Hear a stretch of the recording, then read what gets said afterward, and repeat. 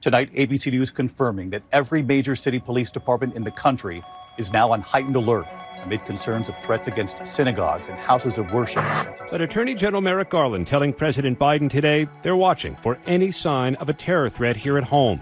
In New York, the NYPD is calling in extra personnel. Federal authorities taking the move following ISIS calling for attacks on churches across America. This morning, a new warning from the country's top counter-terror teams just as Christmas arrives. ISIS is calling for its supporters to target churches around the U.S. Even a person with no direct ties to a terrorist organization can still represent a threat to this country.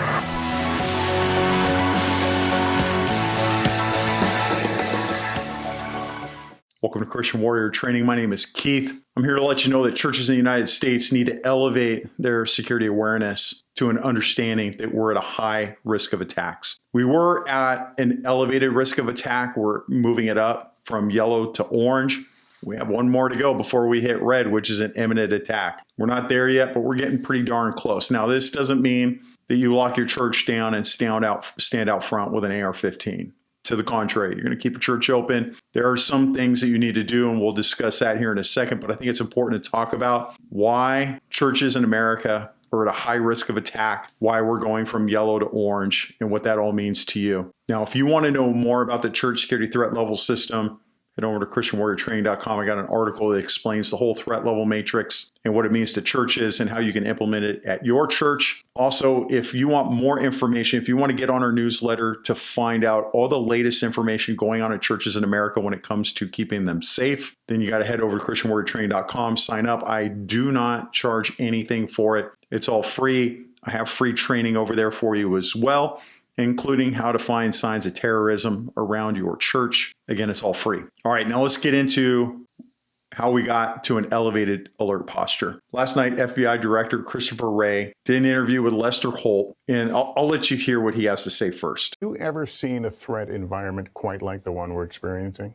As I look back over my career in law enforcement, I'm hard-pressed to come up with a time where I've seen so many different threats all elevated all at the same time, whether it's the threats from China, Russia, Iran, the terrorism threats, both foreign terrorist threats and domestic terrorist threats. Among his pressing worries, says the FBI director, is the spillover from the Israel-Hamas conflict. So we thought that even before October 7th, if you and I were having this conversation then, we would have said that the terrorism threat was already elevated. But post-October 7th, it's gone to a whole nother level. All right, so I don't know if you caught that, but Wray said that prior to October 7th, we were at an elevated risk of attacks. He was kind of referring to an old Homeland Security system, which our threat model is modeled after as well. And he said we're now at a high risk of attack. So he inadvertently talked about this old system. And I listened to him a lot, and that's the first time I've heard him really mention that in the way that he did in this interview. But let's go back even more in history, very recent history. The FBI has put out 2 alerts in the last month advising law enforcement that large venues, including churches, were at serious risk of a terrorist attack.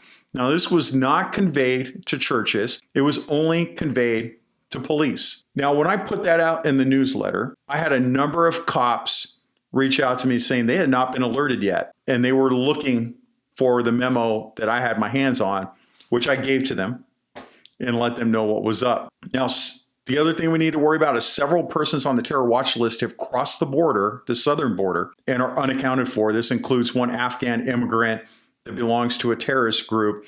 And we know that millions of other people have come across the border. And the Border Patrol, I've talked to them personally, have told me, and plus they've said it publicly as well, that they know that people that mean to do harm to America are on that, have crossed the border as well. Now, ISIS has asked followers to attack churches in the United States. In fact, one Idahoan, my home state, Idaho, that follows ISIS was one day away from attacking churches in Idaho. Now, again, the churches were not notified by authorities.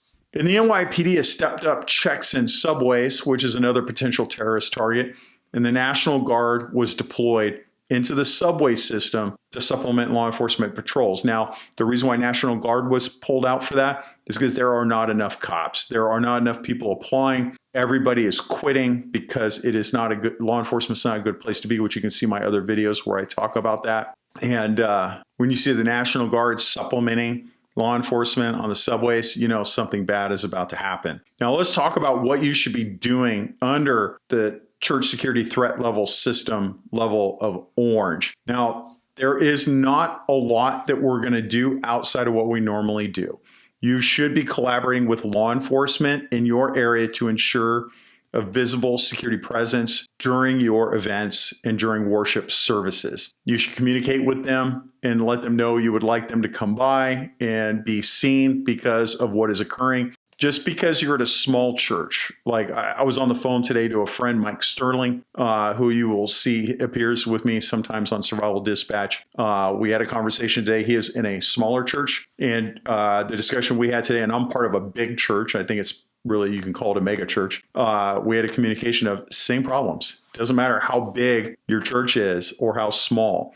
There's a lot of small churches that don't want a security team. You absolutely need one. It doesn't mean you're turning people away. It just means you're watching out for the flock. Now, it's also important that you conduct surveillance of all your gatherings. I mean, like whatever sanctioned service you have, like we have, my church, we have a big women's group on Wednesdays. We have church security that is posted up to watch out for them because there's a couple hundred ladies that are doing Bible study, and we watch over them while they're doing it. You should have people on surveillance on your monitors, on your CCTV, looking at what's going on. You also need to open up your communication amongst your church. You should let everybody know, church leadership know that, hey, we're at elevated alert posture, that we're now at orange, why we're at orange, and that you're worried about your church. Now, here's the thing you need to think about. I have over 2 million people view this YouTube channel and my newsletter together. Out of that 2 million, I can guarantee you that somebody here is going to be affected by this alert posture, meaning somebody's going to try and do something. Why do I say that?